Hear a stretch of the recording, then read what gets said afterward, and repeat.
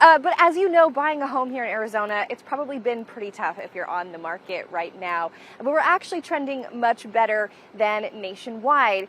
We are down only 3% from this time last year, but nationwide is down 16%. And that's thanks to low or high mortgage rates and less inventory. Now, this week, the National Association of Realtors reported that nationwide existing home sales are down exponentially from this time last year. But in Arizona, because we have an influx of new jobs, a lot of them thanks to the TSMC plant, we are faring a lot better.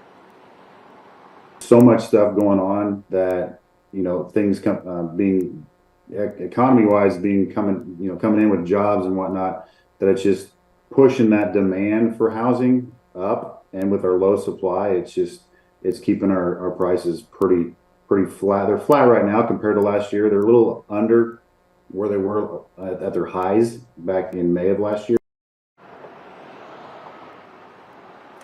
Now, that's Brandon Robin with the Arizona Real Estate Association, and he says that Arizona is also a diamond in the rough because we have a lot of fun activities and warm weather, and more people moved to Maricopa County than any other county in the United States last year and in 2021.